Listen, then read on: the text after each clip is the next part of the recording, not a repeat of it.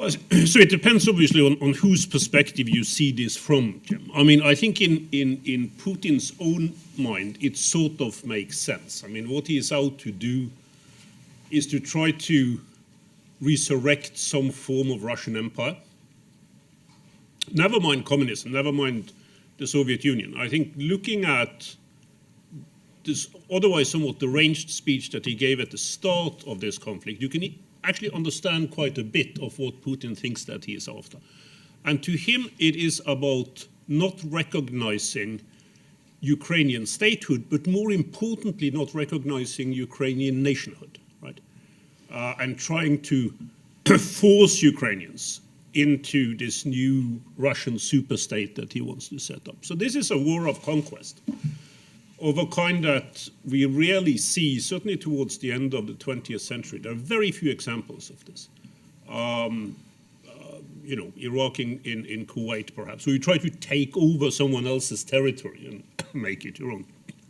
On your question of whether it makes sense in a broader perspective, and even from a Russian perspective beyond Putin, absolutely not. I mean, what this will lead to is Russia's isolation. It will create a Russia that is even more, much more dependent on China, which is an angle I hope we can cover here, than what has been the case before.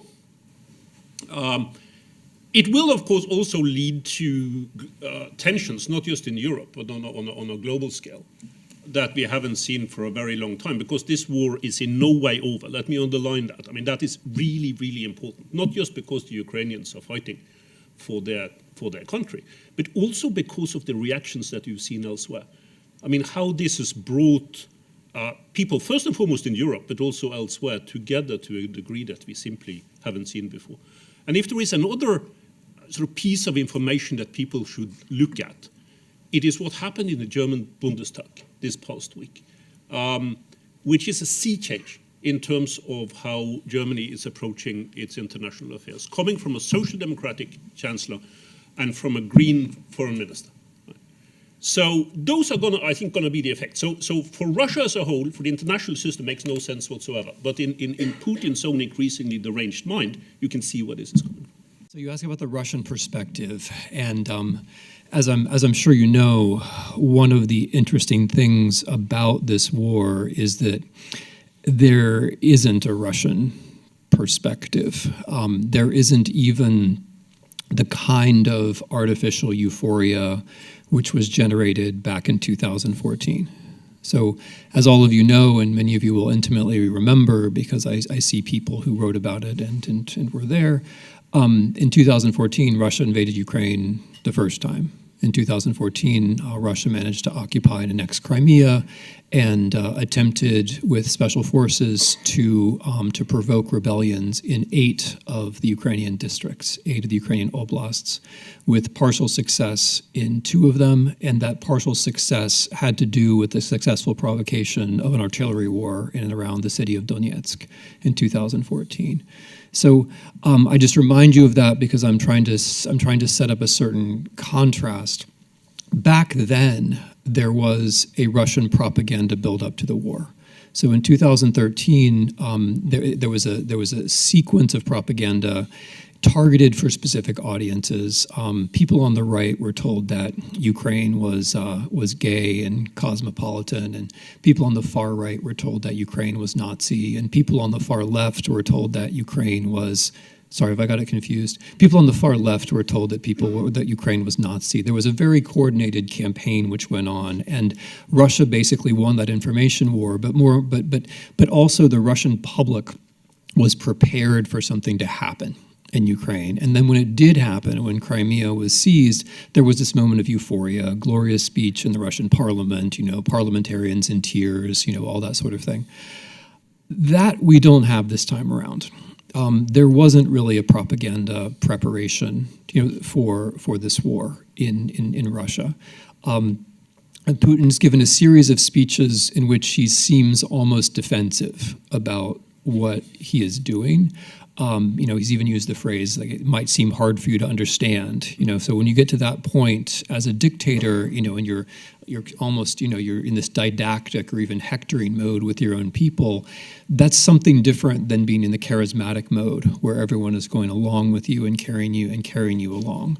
So, not to pick on the question, Jim, but I think it's important to note that Putin, the relationship between Putin and his own people is quite different than it was 8 years ago. We don't know exactly what that means yet, but we do know a couple of things. One of them is that right from the beginning, there were peace protests in Russia, and everyone who protests for peace in Russia knows that he or she is going to be arrested almost immediately. So the people who actually protest presumably represent a very small percentage of the people who sensed that something was wrong. And the sensing that something is wrong is very important in itself because, as you all know, the information is controlled in Russia very effectively. So the propaganda might not be working, but the kind of knowledge that we take for granted, on this campus and in much of the world, that kind of knowledge is not easily available in Russia. So people who protested right away were people who just knew that something was off, that something was wrong. This war should not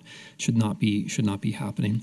The second thing that we know is that this decision was taken by a very small group of people. By one man, of course, but I think it was only known to a very small group of people, which means that even the Russian elite has not really had a chance to adjust to this or to find a way to rationalize it or to make plans for their own future under this regime of sanctions, which has now followed. So Russian points of view are much more plural than they were 8 years ago. If the question is about how it makes sense to Mr. Putin, I think Arne Westad has already signaled some important things. It depends. All of this depends on the assumption that there isn't really a Ukrainian nation and there isn't really a Ukrainian state. Arne may have another idea, but as far as I can read it, the initial operational plan assumed that the government would quickly collapse and its members could be captured and killed, along with the entire Ukrainian intellectual and civic and political elite. The idea was that, Ukraine's not really a nation. There's just a thin upper crust of educated people who have been somehow artificially westernized. So as soon as the tanks roll in, they'll try to run, we'll capture them, we'll kill them, and then the Ukrainians are a kind of inchoate mass. They're a kind of undefined group. They're a pre-colonial tribe. They'll just listen to the stronger, right? That, I think, is the governing assumption. That's a very familiar governing assumption. To any of those of you who have studied imperial history or colonial history, you'll recognize that assumption, that the colonial power says the other state is not really a state. The colonial power says the other nation is not really a nation, right? And it's interesting to see people in the post-colonial world, like the Kenyan ambassador, for instance, to the UN, immediately recognize those patterns.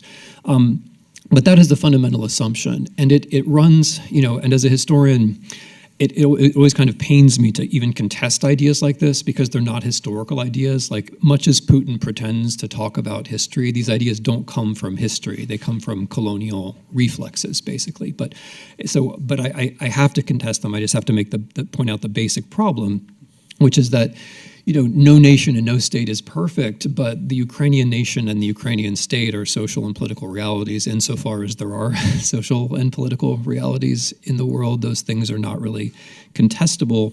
And historically speaking, what's odd is that you don't even need to get to Maidan 2014 or invasion 2022 to talk about the Ukrainian nation. It's true, those things have consolidated the Ukrainian nation, or they've put the Ukrainian nation before our eyes and given us an opportunity to examine it.